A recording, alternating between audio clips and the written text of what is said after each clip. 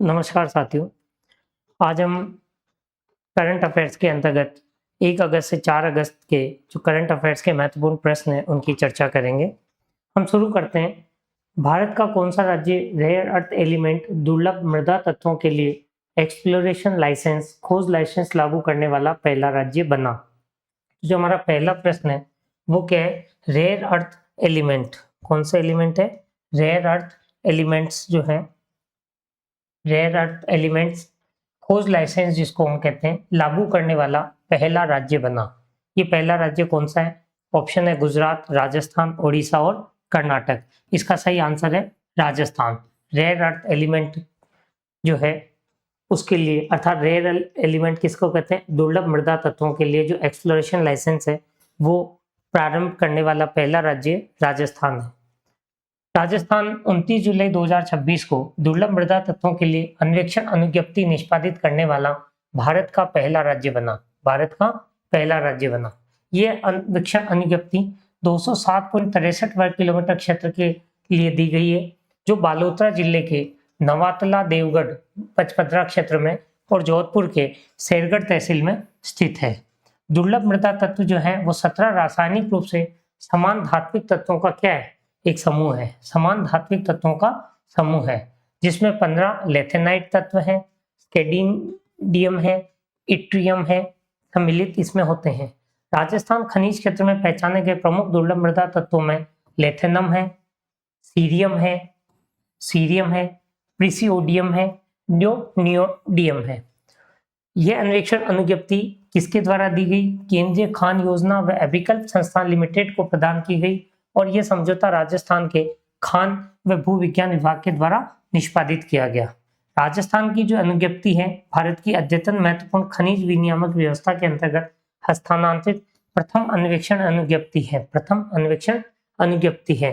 केंद्र सरकार ने 2024 से इस महत्वपूर्ण और रणनीतिक खनिज खंडों की नीलामी प्रारंभ की थी। उसी के अंतर्गत ये जो है प्रथम अन्वेषण अनुज्ञप्ति जारी की गई। दुर्लभ मृदा तत्वों का हम उपयोग कहाँ करते हैं? इसकी बात करते हैं तो चुंबक में उपयोग होता है, इलेक्ट्रॉनिक उपकरणों में इसका उपयोग होता है, बैटरियां बनाने में उपयोग होता है, रक्षा प्रौद्योगिकियों में इसका उपयोग किया जाता है। केंद्रीय खान योजना और अभिकल्प संस्थान जो है वह सार्वजनिक क्षेत्र का क्या है? एक संगठन है जो कोयला व खनन क्षेत्र से संबंधित है। कोयला व खनन क्षेत्र से संबंधित है। नेक्स्ट प्रश्न आता है, किस राज्य ने विरासत और धार्मिक संस्थानों के आसपास जमीन के लेन देन को नियंत्रित करने के लिए land and revenue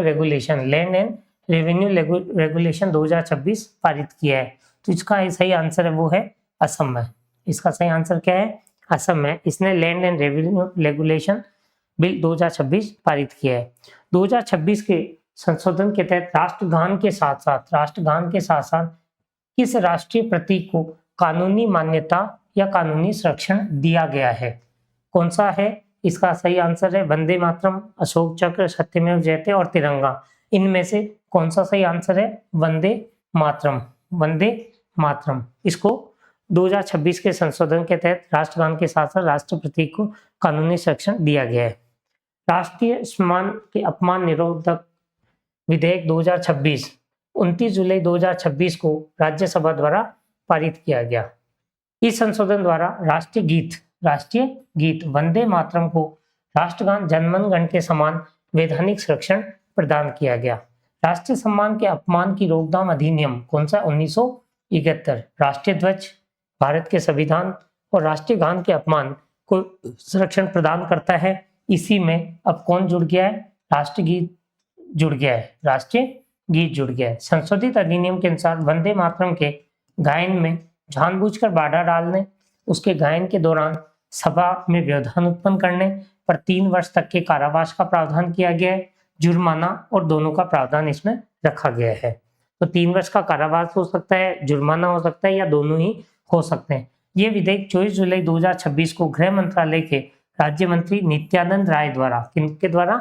Nityanand Rai द्वारा कहाँ प्रस्तुत किया गया था? राज्यसभा में प्रस्तुत किया गया था। वंदे मातरम की जो रचना है वो बंकिम चंद्र चट्टोपाध्याय द्वारा की गई थी और पहली बार 1982 में 1882 में प्रकाशित उपन्यास आनंद मठ में ये सम्मिलित हुआ था।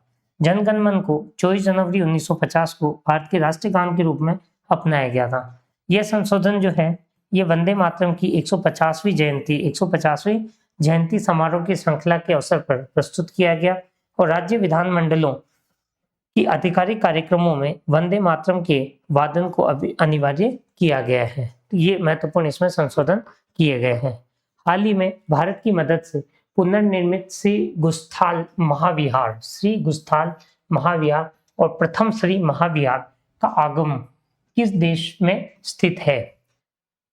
भारत की मदद से पुनर्निर्मित श्री गुस्थाल महाविहार और प्रथम श्री महाविहार का आगम किस देश में स्थित है? तो भूटान, म्यांमार, श्रीलंका और नेपाल। इनमें सही आंसर है नेपाल। सही आंसर क्या है? नेपाल। भारत और नेपाल ने 28 जुलाई 2026 को पाटन, ललितपुर के गुइता टोले में स्थित गुस्थल महाविहार और प्रथम श्री महाविहार के आगम के पुनर्स्थापित स्वरूप का संयुक्त रूप से क्या कराया? उद्घाटन किया है। इस धरोहर पुनर्स्थापना परियोजना को लगभग NPR जो है वो 12 करोड़ भारत सरकार अनुदान द्वारा सहायता प्रदान कर रही है और नेपाल की जो केंद्रीय स्तरीय परियोजना कार्यान्वयन इकाई है वो इसको क्रियान्वित करेगी। श्री गुस्थल महाविहार और प्रथम श्री महाविहार के आगम नेपाल के काठमांडू घाटी स्थित ललितपुर महानगर क्षेत्र में स्थित बौद्ध धरोहर संरचनाएं हैं। कौन सी? बौद्ध धरोहर संरचनाएं। इन संरचनाओं को 2015 के नेपाल भूकंप के दौरान क्या हुई थी? गंभीर क्षति हुई थी, जिससे नेपाल में अनेक स्मारक, मंदिर और पारंपरिक बस्तियों को नुकसान हुआ था।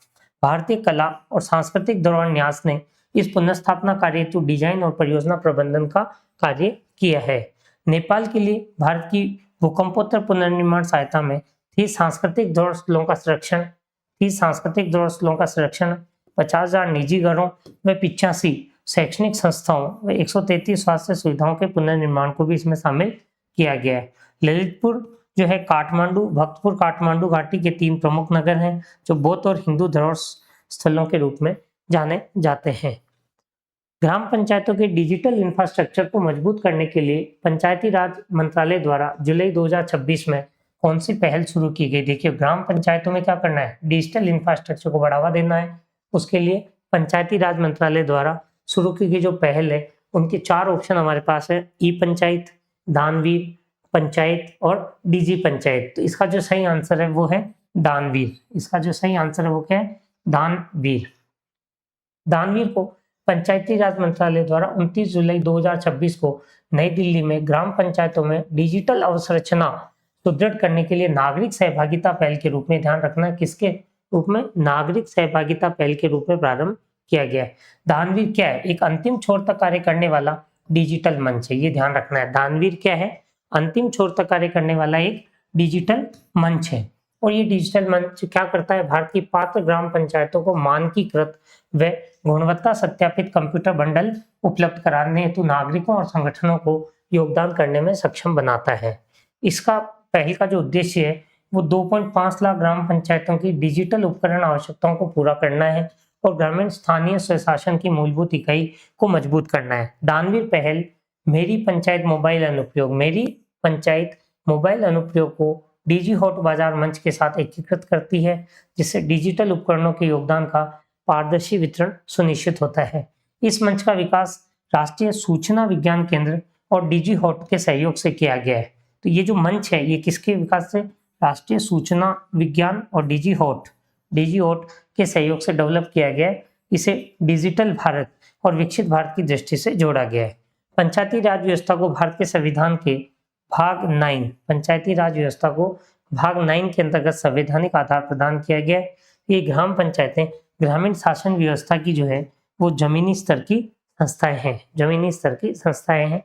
अर्थात दानवीर जो है वो क्या करता है? ग्राम पंचायतों को डिजिटल अवसंरचना प्रदान करने का कार्य करता है।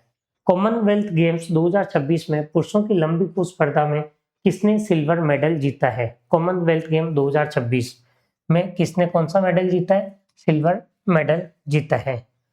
4 ऑप्शन है हमारे पास: ताजे गेल, स्टीफन मैकेंजी, जैस्विन एल्ड्रिन और मुरली श्रीशंकर। तो इसका जो सही आंसर है वो है मुरली श्रीशंकर ने कॉमनवेल्थ गेम्स 2026 पुरुषों की लंबी कूद स्पर्धा में क्या जीता है? सिल्वर मेडल जीता है। मुरली श्रीशंकर 29 जुलाई 26 को ग्लासगो स्कॉटलैंड में आयोजित राष्ट्रमंडल खेल 2026 पुरुष लंबी कूद प्रतियोगिता में रजत पदक प्राप्त करते हैं। मुरली श्रीशंकर ने 8.09 मीटर की छलांग लगाई है। जमैका के ताइज गेले ने 8.15 मीटर की छलांग लगाई है, स्वर्ण पदक जीता है। और स्कॉटलैंड के स्टीफन मैकेंजी ने 8.8 मीटर के साथ कांस्य पदक जीता है। तो ये जो 3 पदक हैं वो मुरली श्रीशंकर ने 8.9 मीटर की छलांग लगाई, जमैका के ताजे गेले ने 8.15 मीटर से स्वर्ण पदक जीता, स्कॉटलैंड के स्टीफन मैकेंजी ने 8.8 मीटर से कांस्य जीता और मुरली श्रीशंकर ने रजत पदक जीता है। मुरली श्रीशंकर 2026 और बर्मिंघम 2022 राष्ट्रमंडल खेलों में रजत पदक जीतकर 2 राष्ट्रमंडल खेल में पदक जीतने वाला पहले भारतीय पुरुष लंबी कूद वाले खिलाड़ी बने हैं। पुरुष लंबी कूद एक ट्रैक और फील्ड एथलेटिक प्रतियोगिता है जिसमें खिलाड़ी टेक ऑफ बोर्ड से रेत के गड्ढे में छलांग लगाते हैं और सबसे लंबी वैध छलांग लगाने वाला खिलाड़ी विजेता माना जाता है। राष्ट्रमंडल खेल 2026 का आयोजन 23 जुलाई से 2 अगस्त 2026 तक, ये राष्ट्रमंडल खेल 2026 का आयोजन जो किया जा रहा है वो 23 जुलाई से 2 अगस्त 2026 तक ग्लासगो स्कॉटलैंड में किया जा रहा है। राष्ट्रमंडल खेल राष्ट्रमंडल देशों के खिलाड़ियों के लिए आयोजित होने वाली एक बहु खेल प्रतियोगिता है। पुरुष लंबी कूद राष्ट्रमंडल खेलों की एथलेटिक्स प्रतियोगिता का हिस्सा है और ये आधुनिक ट्रैक और फील्ड की सबसे पुरानी प्रतियोगिताओं में से एक है। वैध लंबी कूद के लिए खिलाड़ी को फाउल रेखा को पार किए बिना छलांग लगानी होती है और दूरी का मापन टेक ऑफ रेखा से उतरने वाले स्थान के निकटतम चिन्ह तक किया जाता है। नेक्स्ट, भारत ने मार्केट डिस्टॉर्शन परफॉर्मेंस इंडेक्स में अपनी स्थिति किस रैंक से किस रैंक तक बेहतर की है? कौन सा है? Market distortion performance index. इसमें जो सही आंसर है वो है 82 से 57 में क्या कर रहा है भारत ने? मार्केट डिस्टॉर्शन परफॉर्मेंस इंडेक्स में अपनी स्थिति को बेहतर किया है। 82वीं रैंक से कौन से रैंक तक पहुंचा है? 57वीं रैंक तक। भारत ने बाजार विकृति प्रदर्शन सूचकांक, ये क्या है? बाजार विकृति प्रदर्शन सूचकांक 82वें स्थान से 57वें स्थान पर पहुंचकर प्रतिस्पर्धा विरोधी बाजार विकृतियों को कम करने में उल्लेखनीय योगदान दिया है।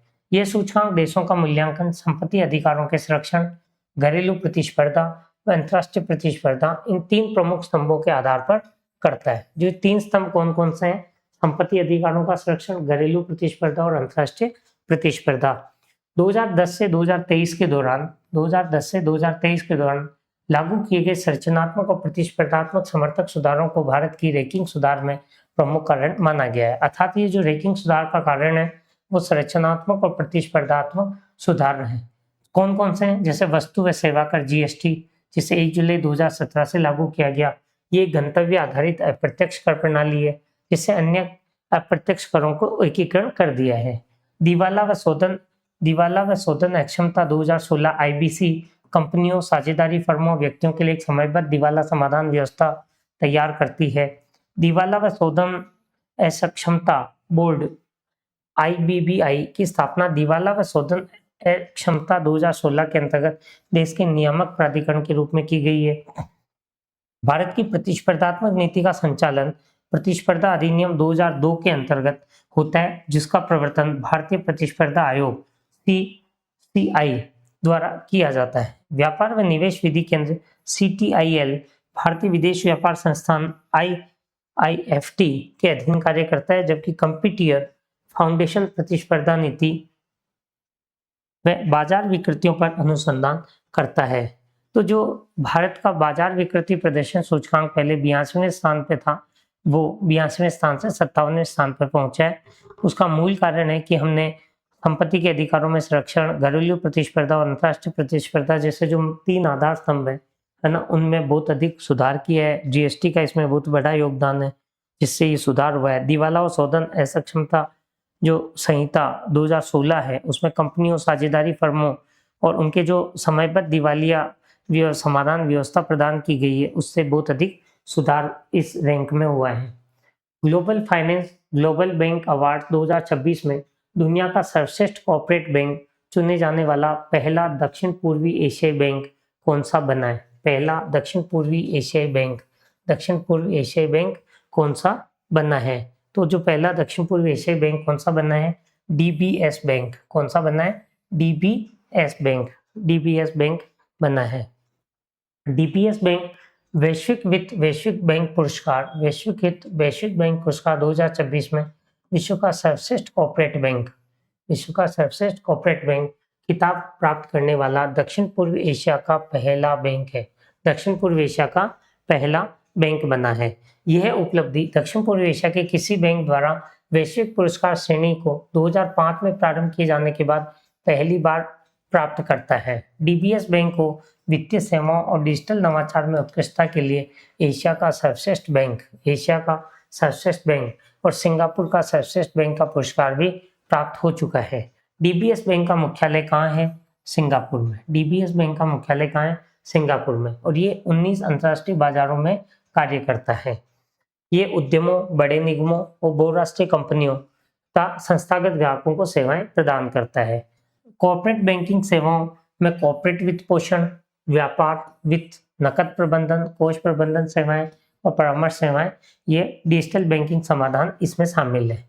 बैंक डीबीएस बैंक जो है वो ग्राहक अनुभव, परिचालन दक्षता, बैंकिंग निर्णय प्रक्रिया को बेहतर बनाने के लिए कृत्रिम बुद्धिमत्ता और उन्नत डिजिटल प्रौद्योगिकी का प्रयोग करता है। यह सम्मान दक्षिण पूर्वी एशियाई बैंकिंग क्षेत्र में बढ़ती वैश्विक प्रतिष्ठा, सिंगापुर की अंतर्राष्ट्रीय वित्तीय केंद्र के रूप में भूमिका और कॉर्पोरेट बैंकिंग नवाचार को प्रकट करती है। डीबीएस बैंक को एशिया की प्रमुख वित्तीय संस्थानों में से एक माना जाता है, जो कॉर्पोरेट बैंकिंग, डिजिटल परिवर्तन और सतत विकास पर विशेष ध्यान देती है। सांख्यिकी व कार्यक्रम कार्यान्वयन मंत्रालय MOSPI ने जीडीपी डिफ्लेक्टर के तौर पर किस इंडेक्स की जगह output producer price index, output producer price index PPI को अपनाया है? किसने अपनाया? सांख्यिकी व कार्यक्रम कार्यान्वयन मंत्रालय के द्वारा जीडीपी डिफ्लेक्टर के तौर पर किस इंडेक्स की जगह आउटपुट प्रोड्यूसर प्राइस इंडेक्स को अपनाया है? इसका जो सही आंसर है वो है wholesale price index. Wholesale price index की जगह WPI जो है, उस WPI की जगह कौन से को अपनाया? PPI को अपनाया है। सांख्यिकी व कार्यक्रम मंत्रालय ने जहां लागू हो सकल घरेलू उत्पाद के अवस्थित स्फीति के रूप में थोक मूल्य सूचकांक के स्थान पर उत्पादन उत्पादक मूल्य सूचकांक को अपनाया है। कौन से? उत्पादन उत्पादक मूल्य सूचकांक को अपनाया है। उत्पादन उत्पादक मूल्य सूचकांक क्या है? उत्पादकों द्वारा प्राप्त मूल्यों में औसत परिवर्तन को मापता है। उत्पादन उत्पाद मूल्य सूचकांक, उत्पादन उत्पाद मूल्य सूचकांक क्या करता है? उत्पादकों द्वारा प्राप्त मूल्यों में औसत परिवर्तन को मापता है और थोक मूल्य सूचकांक की तुलना में उत्पादन लागत का अधिक यथार्थ आकलन प्रस्तुत करता है। अधिक आकलन प्रस्तुत करता है, वो क्या होता है? यथार्थता के निकट होता है। उत्पादन उत्पादक मूल्य सूचकांक श्रृंखला को उद्योग और आंतरिक व्यापार संवर्धन विभाग द्वारा जून 2026 में जारी किया गया।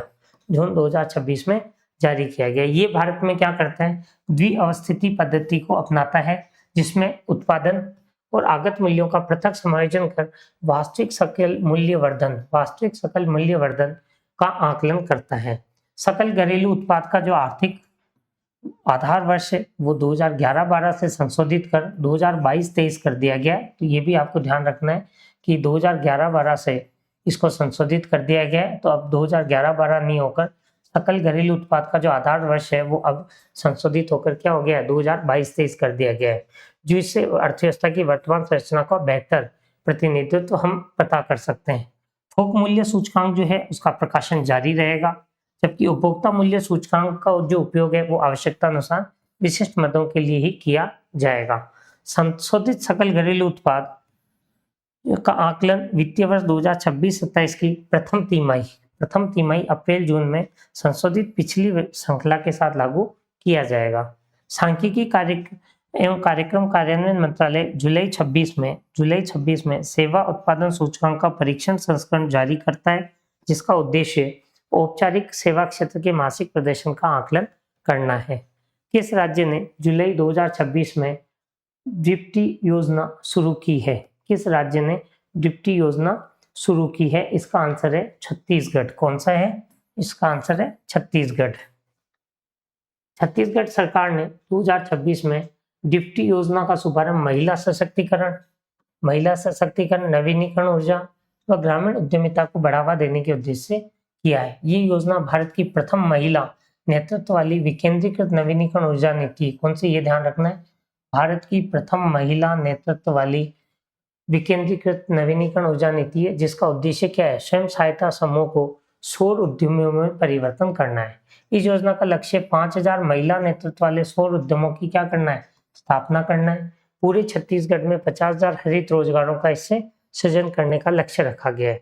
इस योजना के अंतर्गत राज्य के 5 लाख परिवारों को स्वच्छ ऊर्जा उपलब्ध कराने का इसमें लक्ष्य रखा गया है तथा 10,000 सार्वजनिक संस्थानों के लिए सौर ऊर्जा समाधान का लक्ष्य इसमें रखा गया है। ये योजना प्रधानमंत्री सूर्यघर मुफ्त बिजली योजना के अंतर्गत छत्तीसगढ़ राज्य विद्युत वितरण कंपनी लिमिटेड के सहयोग से क्रियान्वित की जाएगी।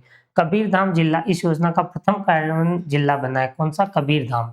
छत्तीसगढ़ का कबीरधाम जिला प्रथम कार्यान्वयन जिला बना है, जहां वंदे मातरम क्लस्टर स्तरीय महासंघ को अधिकृत तौर पर विक्रेता के रूप में पंजीकृत किया गया है। लगभग 35 स्वयं सहायता समूह महिलाओं टाटा की तकनीकी सहयोग से प्रथम सौर दीदियों, ये ध्यान रखना है, 35 स्वयं सहायता समूह की महिलाओं को किसके सहयोग से? टाटा के सहयोग से सौर दीदियों के रूप में छत पर सौर स्थापना और रख रखाव का प्रशिक्षण दिया गया है। ये योजना लखपति दीदी की पहल से संबद्ध है। इसका उद्देश्य सतत आजीविका को बढ़ावा देना और महिला नेतृत्व वाली हरित उद्यमिता को सशक्त बनाना है।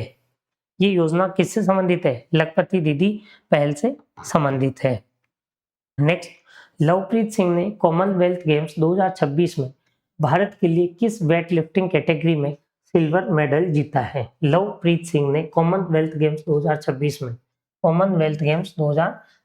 में किस कैटेगरी में? 100 केजी में, 110 केजी में, 90 केजी में और 120 केजी में। तो इसका जो सही आंसर है वो है 110 केजी में। 110 केजी कैटेगरी में ये लवप्रीत सिंह ने क्या जीता है? वेट लिफ्टिंग कैटेगरी का सिल्वर मेडल जीता है।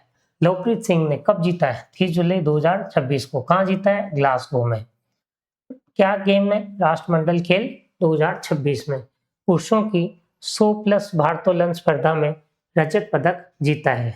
लवप्रीत सिंह पुरुषों की 110 केजी जो प्रतिस्पर्धा है, कुल 388 केजी भार उठाया। कौन सा भार उठाया? 388 केजी भार उठाया, जिसमें से 176 केजी क्या है? स्नेच है और 212 क्लीन एंड जर्क शामिल है। ओलंपिक शैली की भारोत्तोलन प्रतियोगिता में 2 प्रकार के भार उठाने का प्रयास होता है।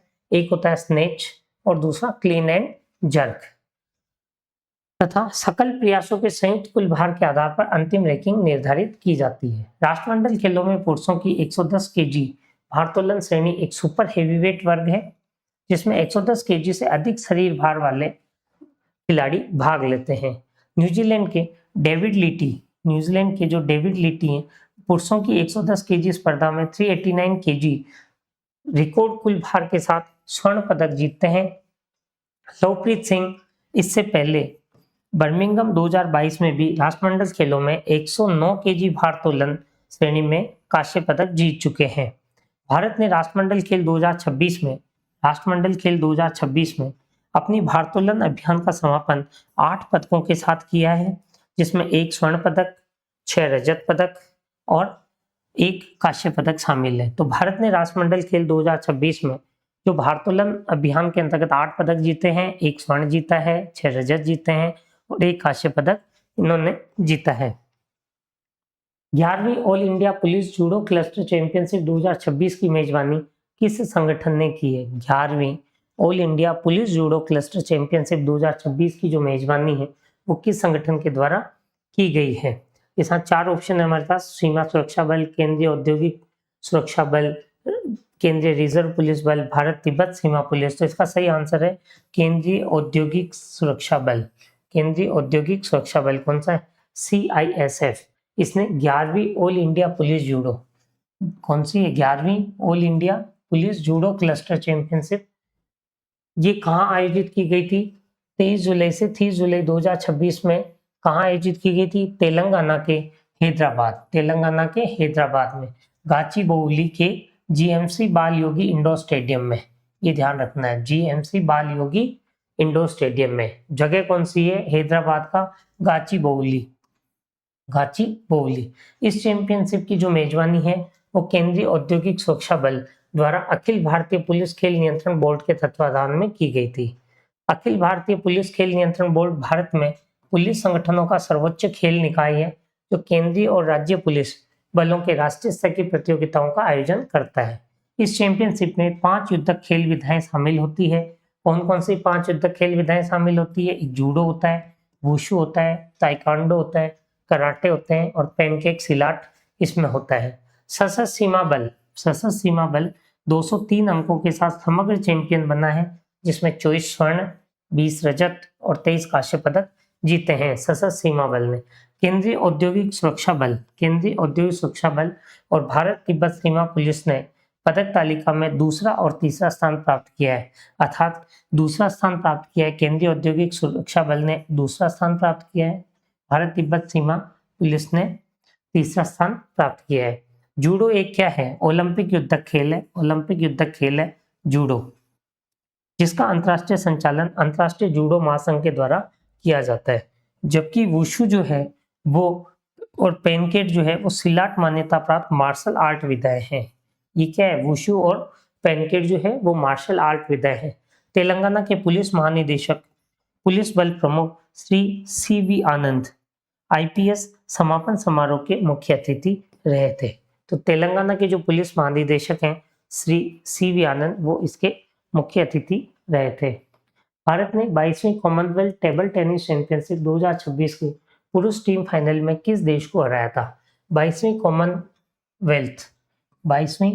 कॉमनवेल्थ टेबल टेनिस चैंपियनशिप 2026 की पुरुष टीम फाइनल में किस देश को हराया था? ऑस्ट्रेलिया, इंग्लैंड, सिंगापुर और मलेशिया। तो इसका जो आंसर है वो क्या है?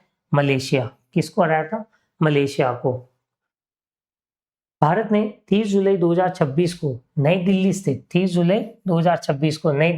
त्यागराज स्टेडियम में आयोजित 22वीं राष्ट्रमंडल टेबल टेनिस चैंपियनशिप में पुरुष और महिला दोनों टीमों में खिताब जीते हैं। तो ध्यान रखना है, पुरुष और महिला दोनों टीमों में क्या करें? खिताब जीता है। और दोनों में जो खिताब जीता है वो ये जो राष्ट्रमंडल खेल देशों के लिए आयोजित होने वाली द्विवार्षिकी, कौन सी? द्विवार्षिकी अंतरराष्ट्रीय टेबल टेनिस प्रतियोगिता है। 22वीं राष्ट्रमंडल टेबल टेनिस चैंपियनशिप का जो आयोजन है वो 26 जुलाई चैंपियनशिप 2026 का जो आयोजन है वो 27 जुलाई से लेकर 2 अगस्त तक किया गया। कहाँ किया गया? नई दिल्ली, भारत में किया गया। भारत की जो पुरुष टीम है उसने फाइनल में मलेशिया को 3-2 से हराया, जिसमें मनोज शाह ने निर्णायक मुकाबले सहित 2 एकल मैच जीते हैं। भारत की महिला टीम ने फाइनल में मलेशिया को 3-0 से पराजित किया, जिसमें स्वस्तिका घोष, श्रीजा अकुला और यशस्विनी घोरपड़े ने अपने अपने मुकाबले जीते हैं। महिला, पुरुष और महिला दोनों टीम स्पर्धाओं में उपविजेता जो है वो मलेशिया की पुरुष और महिला दोनों टीमें उपविजेता रही और इंग्लैंड ने दोनों श्रेणियों में कांस्य पदक प्राप्त किया है। दोनों टीमें खिताब जीतने के लिए भारत को जो है पुरुष और महिला टीम है, भारत को 10,000 अमेरिकी डॉलर के पुरस्कार राशि प्राप्त हुई है, जबकि ग्लासगो राष्ट्रमंडल खेल 2026 के कार्यक्रम में टेबल टेनिस को शामिल नहीं किया गया था। हाल ही में जुलाई 2026 में मैक्सिको में भारत का अगला राजदूत किसे नियुक्त किया गया? जुलाई 2026 में मैक्सिको में भारत का राजदूत किसे नियुक्त किया गया? 4 ऑप्शन हमारे पास हैं, अजय बिसारिया, रवीश कुमार राजपूत, अभिषेक सिंह गुलेरिया तथा नगलुखम जाखोम गंगटे। तो इसका जो सही आंसर है वो है नगलुखम जाथोम गंगटे। नगलुथम जाथोम गंगटे 29 जुलाई 2026 को मैक्सिको में भारत का अगला राजदूत नियुक्त किया गया था। ये कौन से बैच के हैं? 1994 बैच के हैं। मैक्सिको में राजदूत नियुक्त होने से पहले नगलुथम जाथोत गोंगटे विदेश मंत्रालय में विशेष सचिव के पद पर कार्यरत थे। राजदूत क्या होता है? किसी दूतावास का प्रमुख होता है। विदेशी राष्ट्र के साथ द्विपक्षीय राजनीतिक संबंधों में देश का प्रतिनिधित्व करता है। भारतीय विदेश सेवा के तहत ये व्यक्ति चयनित होते हैं। भारतीय विदेश सेवा क्या करती है? भारत के बाह्य संबंधों, राजनीतिक प्रतिनिधित्व और वाणिज्यिक दूतावास संबंधी सेवाओं का संचालन करती है। इन अधिकारियों की भर्ती किसके द्वारा की जाती है? संघ लोक सेवा आयोग के द्वारा आयोजित सिविल सेवा परीक्षा के माध्यम से इनकी भर्ती होती है। नगलुथम जाथोम गंगटे 2021 से ट्यूनीशिया में भारत के राजदूत के रूप में कार्य किया। पहले ट्यूनीशिया में राजदूत रहे, फिर और लीबिया के समवर्ती प्रत्यायन में भी इन्होंने भाग लिया था। गंगटे 2017 से 2021 तक जाम्बिया में भारत के उच्चायुक्त रहे थे। मिस्र, मोरक्को, आयरलैंड और तंजानिया के भारतीय मिशनों में भी इन्होंने सेवाएं दी। विदेश मंत्रालय जो है वो भारत की विदेश नीति और राजनीतिक नियुक्तियों के लिए एक नोडल मंत्रालय के रूप में काम करता है। उच्चायुक्तों की जो नियुक्ति है वो सामान्यतया राष्ट्रमंडल देशों के बीच की जाती है, जबकि राजदूत जो है वो गैर राष्ट्रमंडल देशों में भारत का प्रतिनिधित्व करते हैं। तो हमें ये ध्यान रखना है कि दो पद होते हैं, एक होता है उच्चायुक्त, ये पद होता है उच्चायुक्त। उच्चायुक्त की नियुक्ति कहाँ की जाती है? राष्ट्रमंडल देशों में की जाती है। तो राष्ट्रमंडल देशों के में जो नियुक्ति होती है वो उच्चायुक्त के रूप में होती है, जबकि राजदूत की जो नियुक्ति है वो गैर राष्ट्रमंडल देशों में भारत का प्रतिनिधित्व करने के लिए की जाती है। जुलाई 2026 में भारतीय नौसेना को कौन सा स्वदेशी डाइविंग सपोर्ट वेसल सौंपा गया था? जुलाई 2026 में भारतीय नौसेना को कौन सा स्वदेशी डाइविंग सपोर्ट वेसल सौंपा गया था? तो इसका जो राइट आंसर है वो है निपुण। इसका जो राइट आंसर है वो क्या है? निपुण सौंपा गया था। स्वदेशी डाइविंग सपोर्ट पोत DSV निपुण को 30 जुलाई 2026 को भारतीय नौसेना को सौंपा गया था और यह है INS निस्तार। INS निस्तार के बाद इस श्रेणी का कौन सा है? दूसरा पोत है। DSV निपुण का जो निर्माण है वो भारत की स्वदेशी रक्षा विनिर्माण पहल के अंतर्गत विशाखापट्टनम स्थित हिंदुस्तान शिपयार्ड लिमिटेड द्वारा किया गया था। डाइविंग सपोर्ट पोत क्या होता है? एक विशेष नौसैनिक प्लेटफॉर्म होता है जिसका उपयोग गहरे समुद्र में गोताखोरी, जलमग्न बचाव कार्य और समुद्री बचाव कार्य के अभियानों में किया जाता है। निपुण की जो लंबाई है वो कितनी है? 118 मीटर है। इसका विस्थापन 8,560 टन से अधिक है, जिससे उन्नत जलमग्न संचालन प्रणालियां स्थापित की जाती है।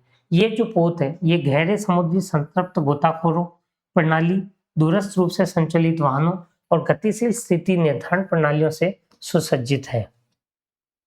DSV निपुण जो है वो भारतीय नौसेना के गहर जलमग्न बचाव पोत के लिए मात्र पोत के रूप में कार्य करता है और पनडुब्बी बचाव अभियानों को सहायता प्रदान करता है।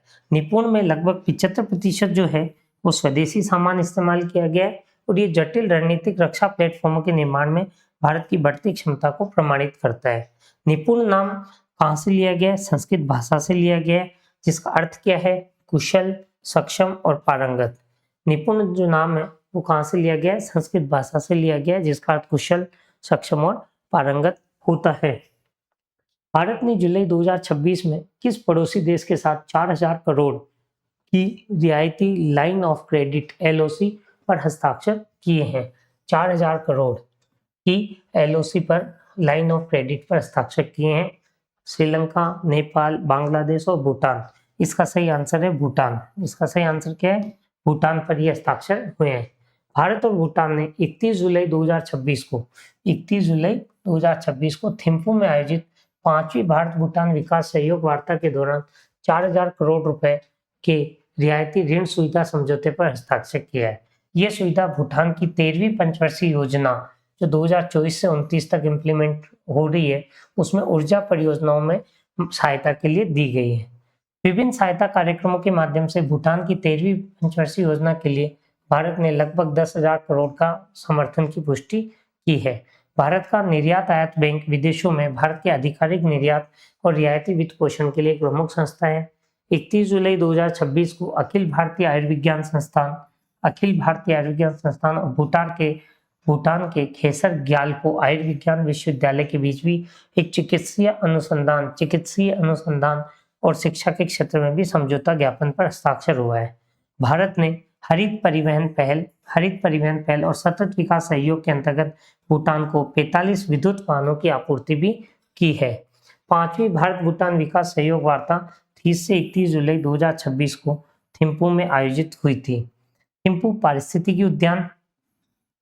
पारिस्थितिकी उद्यान और ओल्खा उद्यान का विकास भारत द्वारा वित्त पोषित थिम्पू में हरित अवसंरचना व खुले स्थान परियोजना के अंतर्गत किया जाएगा।